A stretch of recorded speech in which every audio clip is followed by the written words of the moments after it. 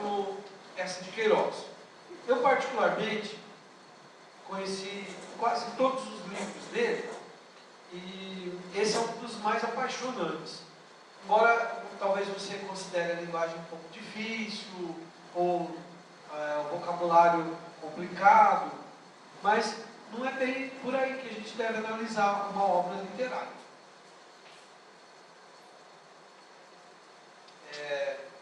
O Eça de Queiroz é sempre uma surpresa, né? Porque quando eu li O Crime do Padre Amaro, eu jamais acreditei que ele conseguiu transformar um livro de literatura em uma espécie de romance policial, de investigação, quase um filme de terror.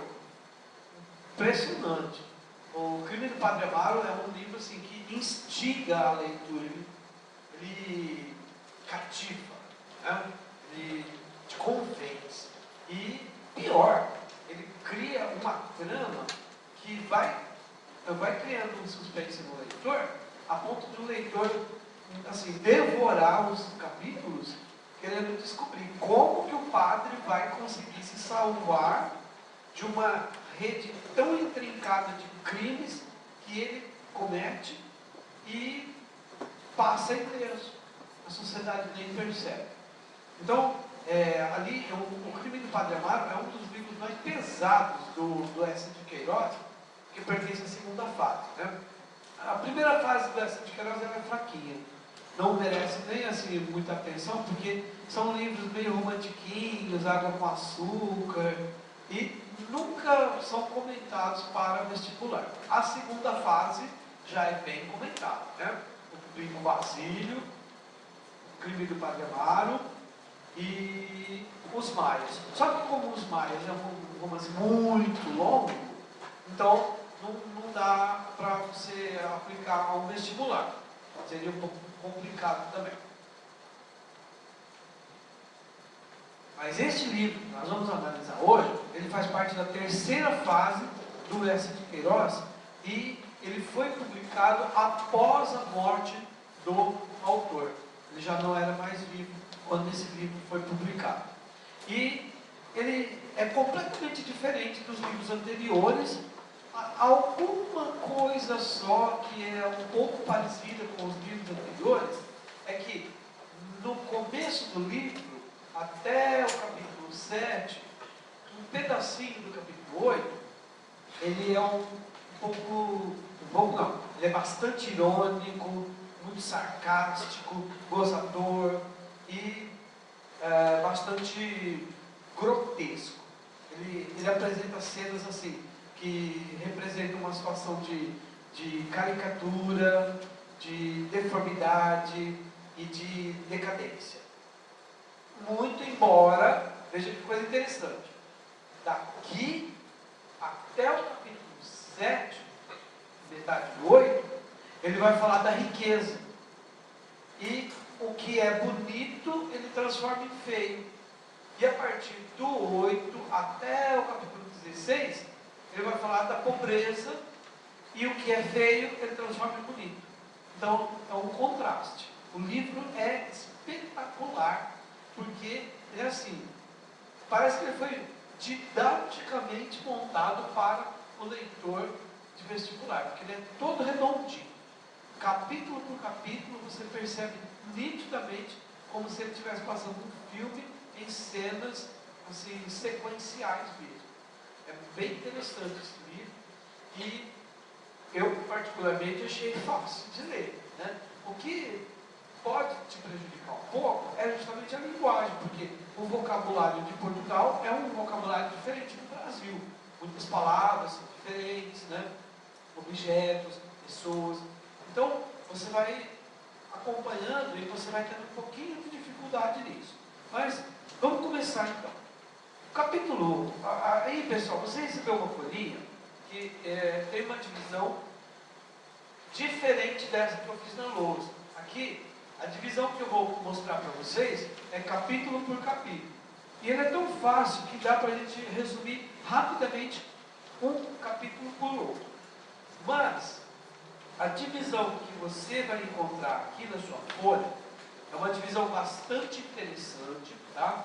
Eu pediria que você olhasse primeiramente na página 2, né? Que é onde aparece essa divisão, onde está escrito tempo, tá? Da maneira como ela vai ser apresentada aqui, ela vai ser um pouquinho diferente da maneira como eu vou apresentar aqui na lousa para você. E aqui também vão aparecer apenas duas personagens, que são o Jacinto e o Zé Fernandes, né? Um detalhe muito importante nesse livro é quase que uma excepcionalidade da obra do Essa de Queiroz. O narrador é um personagem do livro, só que ele não é o personagem principal, é o Zé Fernandes. E isso pode ser uma questão para o seu vestibular para o seguinte: o Zé Fernandes, como ele é um personagem secundário, por que ele assume a postura de narrador do livro? Justamente para mostrar o porquê o autor quer mostrar como é a vida de uma pessoa rica, poderosa, milionária, do ponto de vista de alguém que não é rico, que é o Zé Fernandes. Então, ele vai sempre mostrando o lado assim, admirado e às vezes estupefato diante de coisas que ele faz assim, mas para que tanto luxo? Ele fica horrorizado com a situação que ele vai encarando capítulo por capítulo. E ao mesmo tempo que ele vai ficando assim, desgostoso daquilo. Mesmo porque ele é um pouco ridicularizado pelas outras personagens. As outras personagens parece que não gostam muito dele, justamente por ele ser uma pessoa mais simples, né? Mas vamos ao começo da história. A história começa assim. Logo no capítulo 1, a gente vai ter a dimensão da árvore genealógica do Jacinto. São 3 Jacintos: o avô, o pai e o filho. E que na verdade é o neto, né? Então a relação vai ser assim. O pai dele quase não aparece na história. Quem vai aparecer? O avô, bem destacado logo no começo. Aí depois vem o pai, que tem uma atuação e uma aparição ali muito pequena. Parece que esse pai apareceu ali só mesmo para gerar o Jacinto neto, e depois ele desaparece, porque ele morre logo. Aliás, ele morre antes do filho dele nascer. E aí vem o terceiro, que é o neto. A história vai girar em torno desse personagem aqui. Mas é muito importante que você saiba o passado dele pela história do avô, que é o que vai determinar toda a história do Jacinto. Então vamos lá.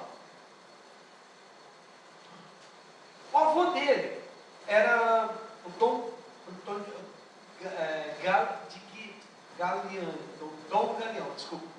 Galeão. E ele era morador de Portugal, nascido em Portugal, adora Portugal, e andando por uma calçada, ele escorregou numa casca de laranja e caiu de bunda no chão. Não mais nem menos do que o príncipe de Portugal ia passando ali naquele momento, e esse príncipe é o Dom Miguel, filho do Dom João VI, que é considerado um vilão da família real, porque ele queria dar um golpe para ficar com o trono de Portugal. Então, esse Dom Miguel, ele não é uma personagem muito bem vista pela história. Por quê? Porque ele queria tomar o trono de Dom João VI e automaticamente também tomar o Brasil para seu poder. Mas não foi possível, e graças a Deus, Dom Pedro II, que é o nosso autor da independência do Brasil, foi até Portugal e tomou o trono novamente. que é aquele momento em que ele tem que ir para Portugal e deixar o Brasil aqui um pouco abandonado, para resolver esse problema político. E justamente por causa dele ter ido para lá e expulsado o Dom Miguel vai embora, e aí o que acontece? Nós vamos voltar ao livro. O Dom Galeão, avô do Jacinto, pega e sai de Portugal e vai embora para Paris, porque ele fica assim, decepcionado com o seu próprio país, com Portugal, porque ele não admitia que o melhor príncipe do mundo, segundo ele, né, tivesse sido desalojado do seu trono. Então, ele foi expulso de Portugal.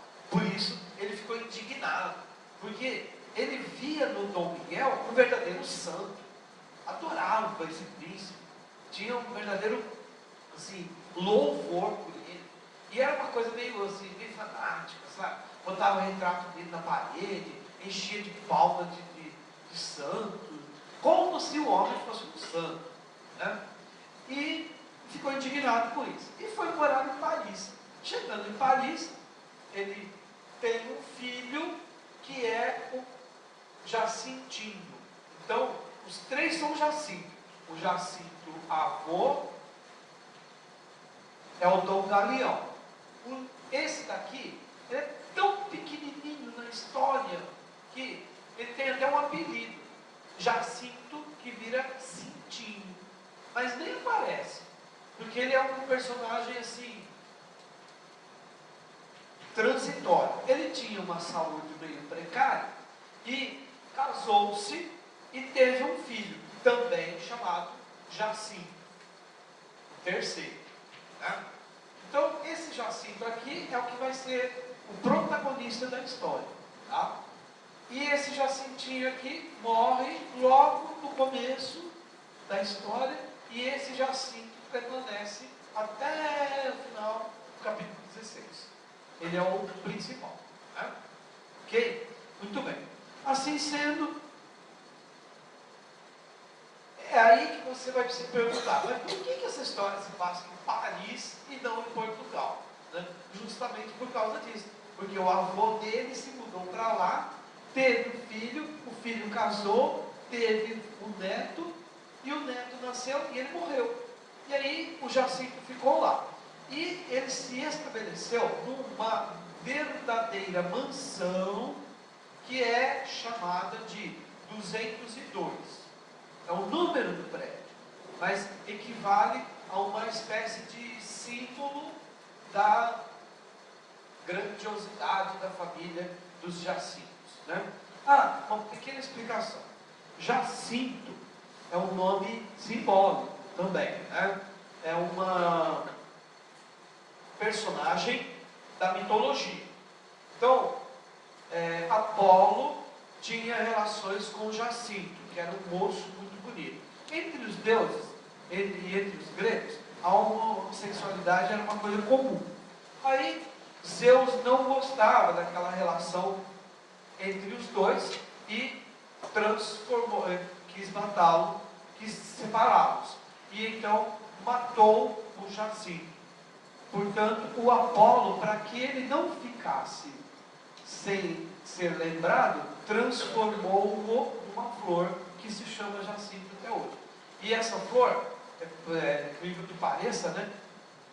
Ela tem mais ou menos a forma de um pênis, que é um pêndulo e uma bola grande de flores azuis ou brancas. Então, ele é uma espécie de símbolo fálico. Até a Clarice Lispector usa isso no livro Noite em São Cristóvão, Mistério em São Cristóvão, que é uma história fantástica. Uma menina que descobre a sexualidade e na casa dela há um pé de jacinto. E 3 rapazes pulam o muro, roubam essa flor e ela fica olhando.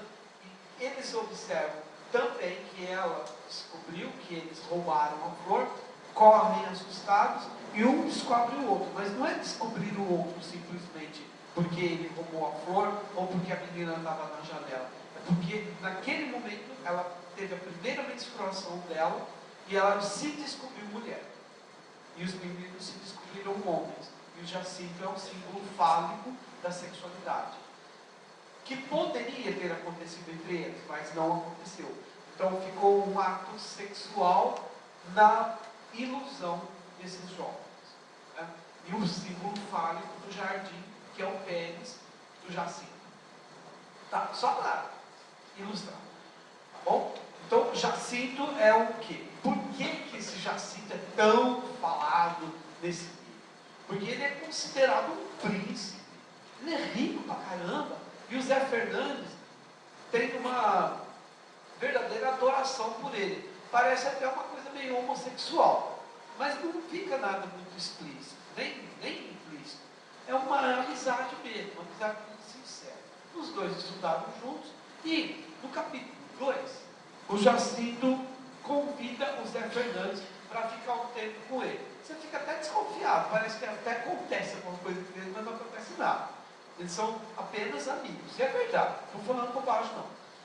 Então, os dois são muito amigos e tudo mais, e o Zé Fernandes, então, se instala nessa mansão. Mas o Zé Fernandes fica um pouco assim, decepcionado, não decepcionado, ele fica assim, horrorizado de ver tanta coisa que tem naquela casa, de luxo, que ele fica até admirado. E ele descobre que o Jacinto, ele criou uma espécie de filosofia própria. Ele diz o seguinte: suma ciência vezes suma potência igual suma felicidade. Nada mais é do que o pensamento de Aristóteles, né? Em que ele vai dizer o seguinte: ato e potência. Né? Então, por exemplo, você quer prestar o quê? Medicina. Ó, ele já falou. Ele já é um médico agora. Sabia?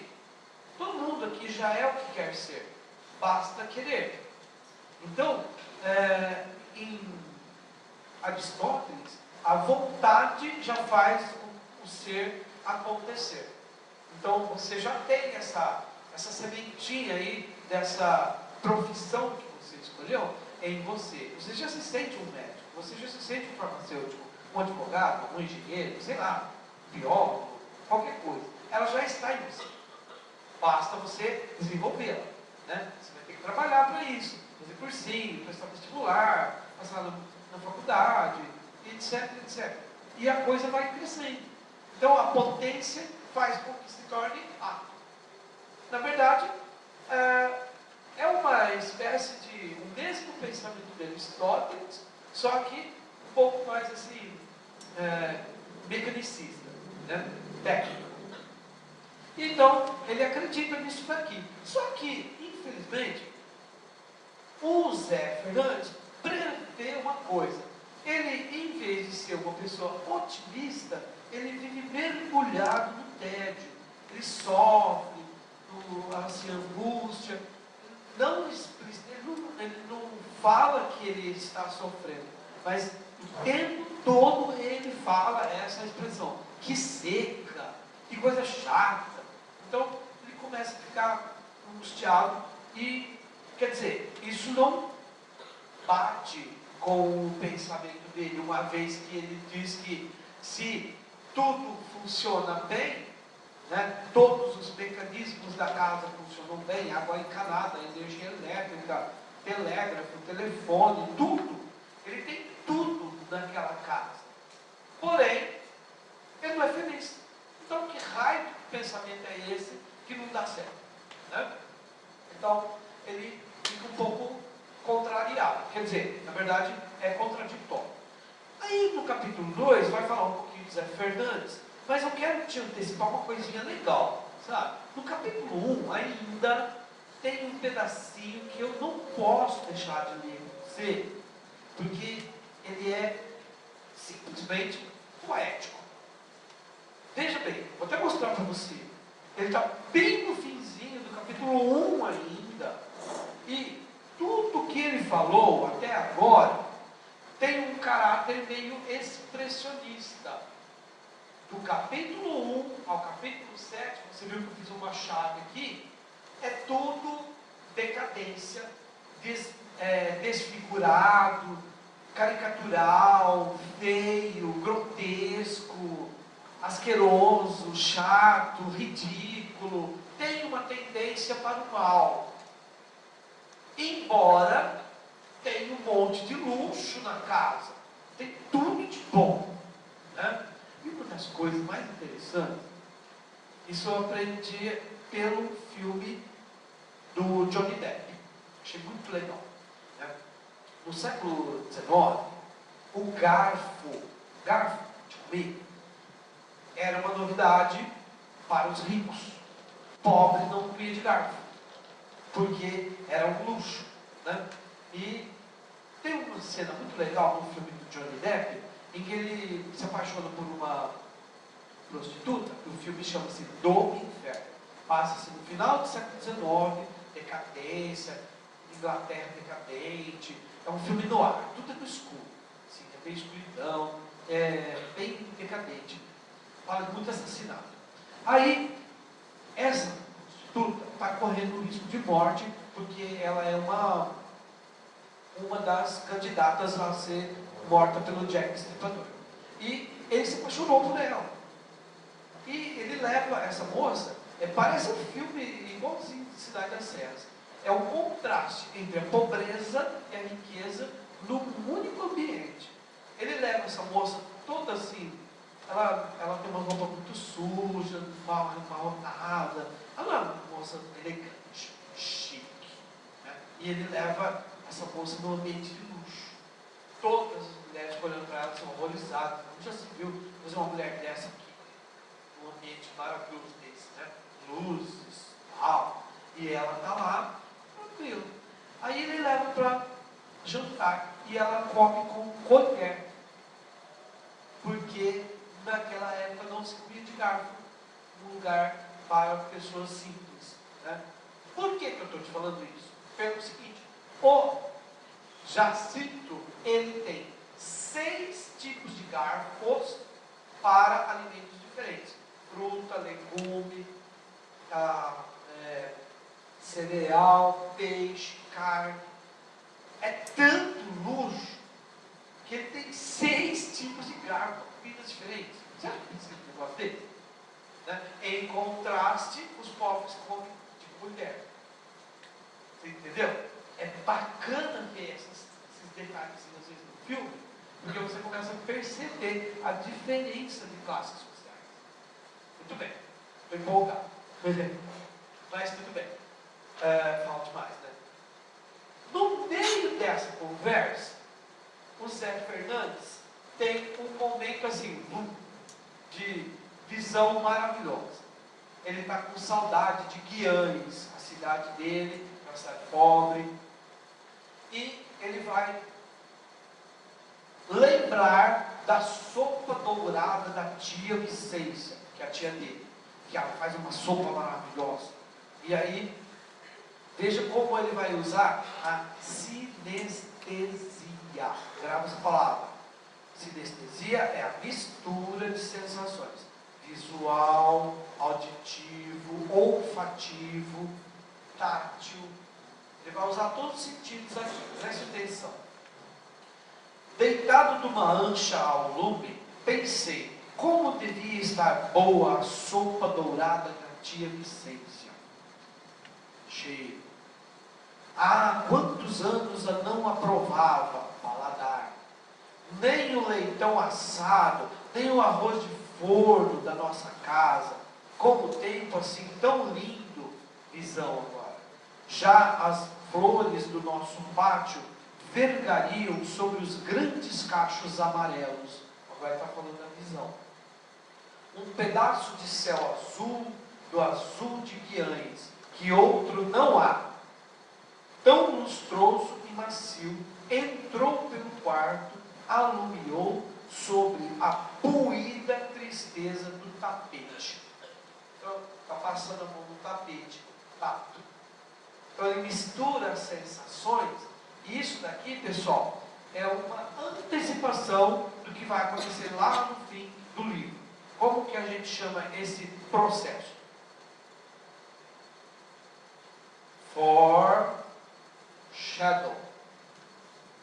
É um termo em inglês. Quer dizer, antecipação. Ele já está te dando, no primeiro capítulo, uma cena do que vai acontecer lá no fim da história. Capítulo 14, 15, 16, entendeu? É uma antecipação. Foreshadow quer dizer antecipação. Muito bem. Todos os romances realistas, tanto do Essa de Queiroz, do Machado de Assis, eles fazem isso. Traz a realidade que vai acontecer lá no fim, para o começo, depois ele começa a contar a história. Entendeu? É uma espécie de antecipação ou flashback, uma coisa assim. Né? Tá. No capítulo 2, os dois se encontraram muito bem. E no capítulo 3, o Jacinto já está vivendo lá na mansão. Fica assim, horrorizado com tanto luxo, tanto luxo, tanto luxo. E ele vai citando coisas que ele vê, aparelhos, e ele fica impressionado com a biblioteca dele, que é gigantesca, imensa. Livros até lacrados, que ele nunca leu. Para quê? Um monte. Né? Mas aí vai acontecer uma coisa importante. No 4, capítulo 4, vai acontecer uma festa. Ou o Jacinto vai dar uma festa e é só gente de luxo. E vai vir um militar que é um personagem principal, é o principal convidado da festa. Esse cara pescou um peixe na Alsácia e esse peixe, grande, bonito, gostoso, ele mandou para o Jacinto e pediu que os cozinheiros dele fizessem exatamente do jeito que ele mandou a receita. Porque esse peixe não pode ser feito de qualquer jeito. Então, além do convidado, o prato especial para o jantar é peixe. Né? E esse peixe está sendo preparado e tal, e os convidados já estão começando a chegar. E aí, maior gafe, falta energia. Vixe, na festa, chato, né? Olha, ele não falou que a ciência funciona? Como é que agora vai falhar? Né? Ele já ficou com vergonha, mas a vergonha maior vem depois. O peixe foi preparado na cozinha. A cozinha fica no andar de baixo. E essa casa é um sobrado. Aí eles colocam o peixe pronto no elevador de comida.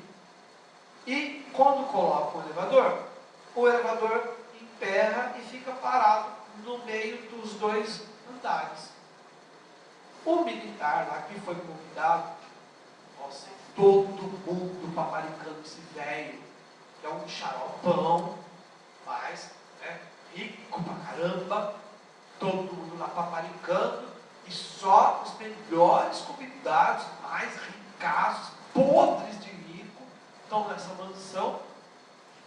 O peixe parou lá no meio do caminho, entre o andar de baixo e o andar de cima. E o velho começa a dar risada do Jacinto, dizendo: eu nunca passei uma vergonha tão grande. Isso é ridículo. Imagina, o convidado da festa falou isso para o dono da casa. Você imagina como que ele ficou? Ficou se sentindo amargurado. E aí, olha o que o velho inventou. Pegou uma bengala, amarrou uma linha e pediu um grampo de cabelo, uma coisa de cabelo, pente, foi da Madame de Oriol, que é outra Madame chique, para pescar o peixe assado do buraco do elevador.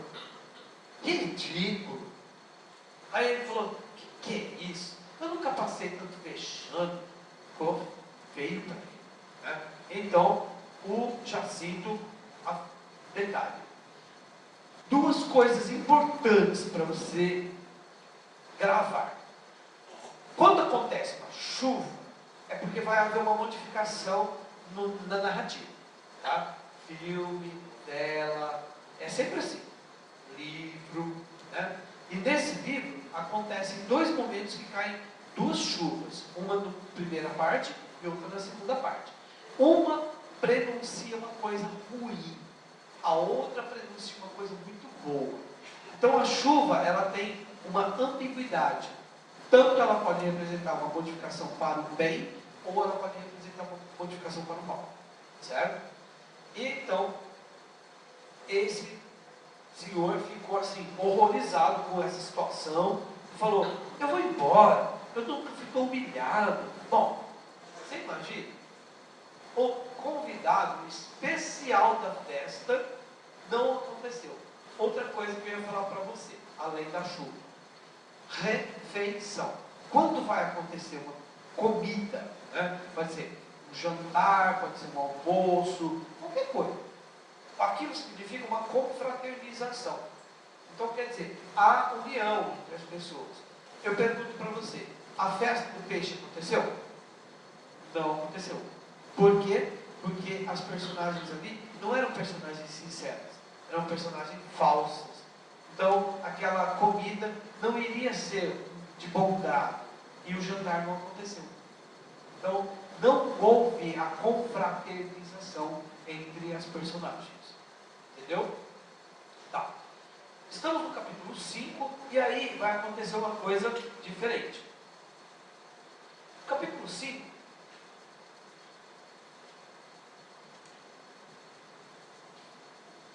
o Jacinto, ele ficou tão decepcionado com essa festa, que aí ele chutou o pau da barraca.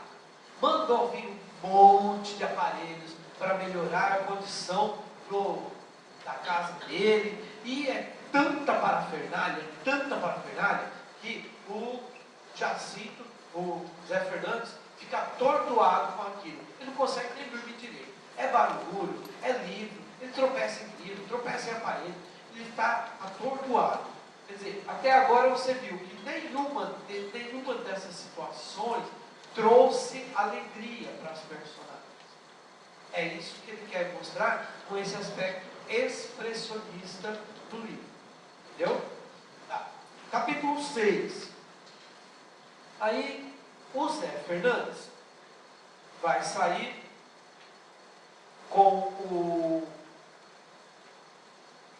Jacinto, e é muito comum o Jacinto toda tarde visitar a Madame de Oriol, que é uma mulher muito chique, estava lá na festa do peixe também. Mas o Zé Fernandes já percebeu que ela discrimina muito, porque ele é meio pobre e ela super poderosa, caça pra caramba, casada com um homem arquimilionário. Ela é poderosa, né? E o Jacinto vai lá, conversa com ela e tudo mais, tal. Mas o Zé Fernandes percebe que ela não é uma mulher sincera. E realmente isso vai chocar. Saindo da casa dela, eles vão dar uma volta pelos arrebaldes de Paris. E é assim, proletariado, gente pobre, simples. E o Jacinto, veja, isso também é um foreshadow. Ele já está antecipando o que vai acontecer no final do livro, né? O Jacinto fica horrorizado, porque ele nunca viu gente pobre.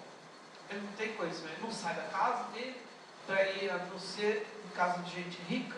E quando ele vê aquilo, ele fica horrorizado. Aí, o nosso amigo Zé Fernandes descasca o abacaxi na cabeça dele. Fala um monte de coisas, dizendo que os pobres não têm vez. Enfim, ele vai fazer um discurso socialista, né? E aí então, esse discurso deixa o Jacinto mais entediado ainda. E aí, o que acontece? No capítulo 7, ele vai descobrir uma coisa terrível. A Madame de Oriol é uma mulher falsa. Ela trai o marido, ela tem amante, E o marido dela falou para o Jacinto que ele prefere vê-la transando com animais no celeiro do que transar com outro homem. Ora, isso é uma característica do naturalismo. Ele está comparando essa mulher a um animal. E ele fica tão decepcionado porque ela era uma mulher falsa, ela mentia para todo mundo, inclusive para o próprio Jacinto, que ele se afasta dessa sociedade hipócrita, nojenta, asquerosa. E aí, o que ele vai fazer?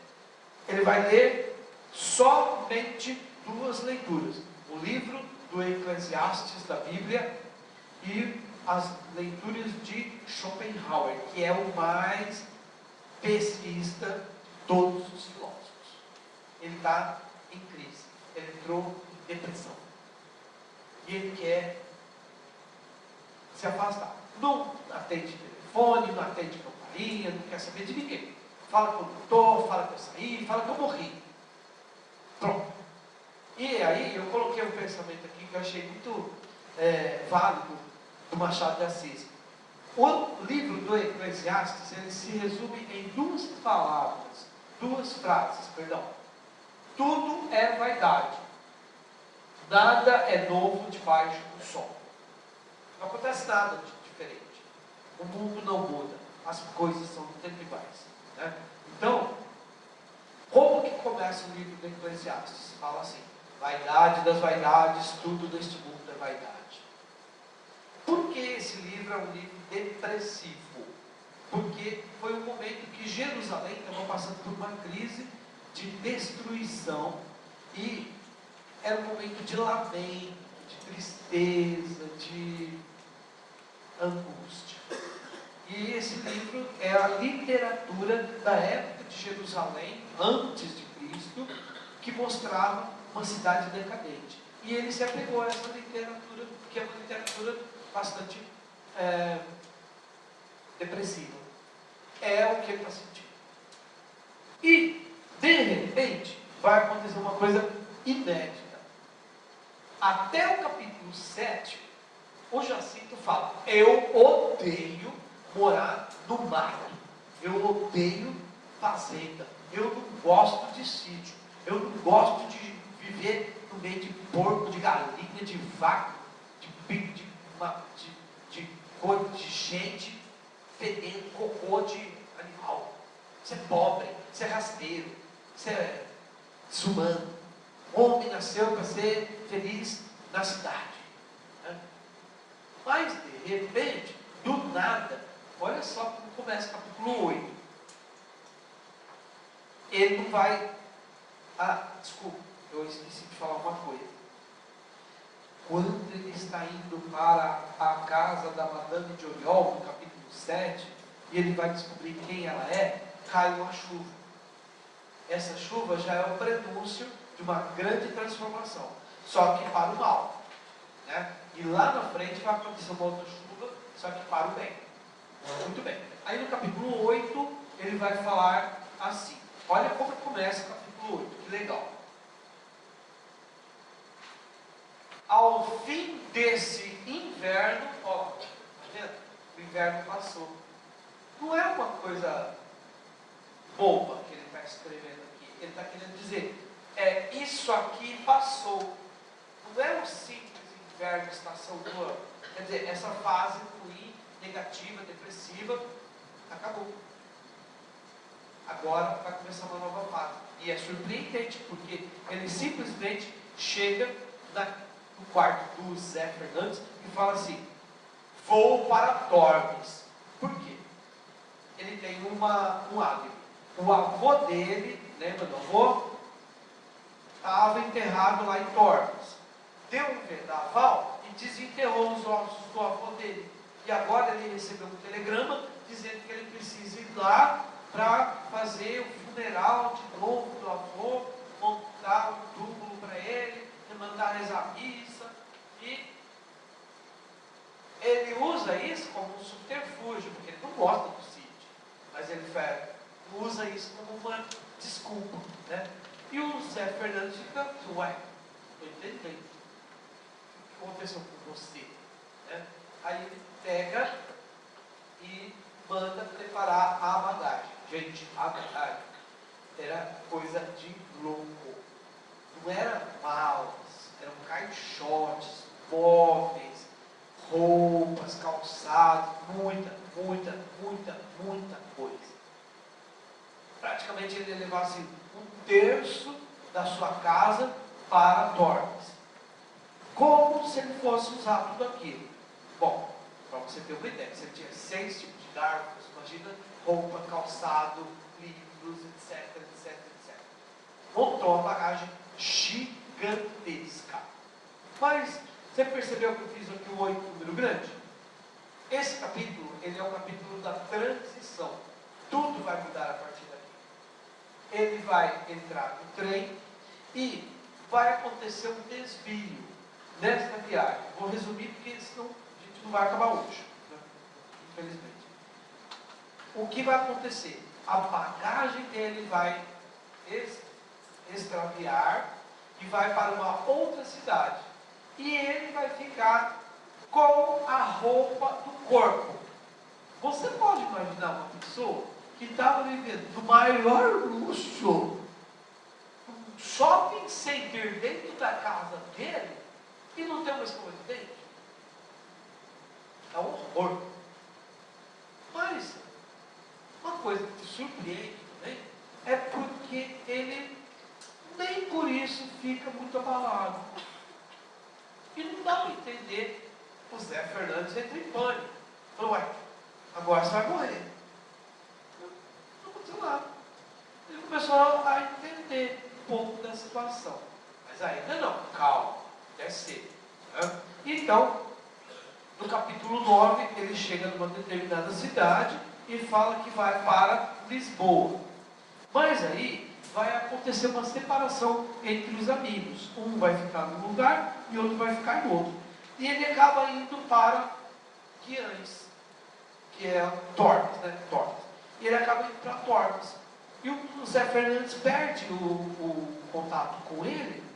E quando eles retomam, ele fica surpreso, porque ele pega o Jacinto lendo um livro de Dom Quixote, que é um livro cômico, e ele dá risada, gosta daquilo. Então, ele abandonou a ideia de ler coisas depressivas e passou a ler coisas mais, né, contagiantes para a alegria. E aí a alegria substituiu o momento. E ele chegou na fazenda do avô dele. Chegando lá, ele falou, eu vou plantar árvores. Olha, você plantar árvores? E plantar árvores é outro fato simbólico. Representa esperança, mudança. Né? Ele está crescendo. E aí, no capítulo 10, tudo começa a mudar.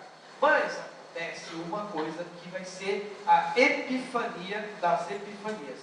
Lembra da chuva? Ele e o Zé Fernandes foram a um determinado lugar na fazenda e despencou um toró, mas numa chuva, que eles precisaram se abrigar numa casa que não tinha nem parede, para dizer a verdade.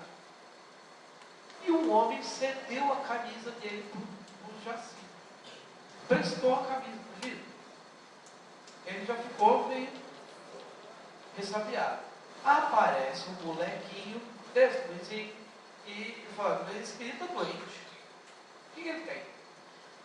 Se você ler esse trecho, você fica surpreso, porque ele, o narrador, fala de uma maneira impressionante. Parece que você vê o semblante dele mudar diante da visão desse menino. O menino transfere para ele um horror de o que eu estou fazendo na minha vida? Olha a situação desse menino e olha a minha situação. Eu rico, poderoso, e ele pobre. Aí o cara falou assim, olha, para falar a verdade, ele até que está bom, mas a mãe dele está nas últimas, não levanta mais da cama. Então vamos lá. Não, você não pode ir lá, vai que ela tem uma doença contagiosa. Aí ele pega, não, eu quero ir lá. Esse momento é mais forte ainda. Sabe quem é essa mulher? ela não é simplesmente a mãe do menininho. Ela é uma das funcionárias que trabalham na fazenda do avô dele e que ganha uma miséria. E o trabalho dela e de todos os colonos ali da fazenda é que mantém o luxo dele em Paris. Esse é o choque. Aí ele vai descobrir de onde vem tanto dinheiro que ele tem sobrando lá numa mansão. Imediatamente ele começa a mudar tudo na fazenda, faz melhorias, instala melhorias, e a casa vai melhorando, as casas vão melhorando, o trabalho vai melhorando, até que acontece o aniversário do Zé Fernandes e a tia Vicência vai fazer um jantar. Convida o Jacinto e o Zé Fernandes vai contar a história do peixe que aconteceu lá. Ninguém dá bola. É uma história tão besta, tão idiota. Ele fica sozinho. E todo mundo se volta para o Jacinto. Sabe o que ele fez? Que ele é o Dom Sebastião, aquele rei que morreu lá em Portugal em 1580, e que ele é o Salvador, porque ele trouxe tanta coisa boa para a fazenda, que agora a fazenda está revigorada. E aí todo mundo fala assim, será que ele é o Dom Sebastião? E ele ficou horrorizado com o José Fernando. Mas ainda tem gente que acredita nesse Dom Sebastião? Acho. Tá louco. Tá. E aí, todo mundo está com vergonha de perguntar para ele se ele é do lado do Dom Miguel. Lembra do príncipe? O senhor é miguelista? De jeito nenhum. E para mais admiração do leitor ainda, sabe o que ele fala? Eu sou socialista. Ó, ele assumiu, né? Eu sou do lado do povo. E aí surge então uma possibilidade de namoro.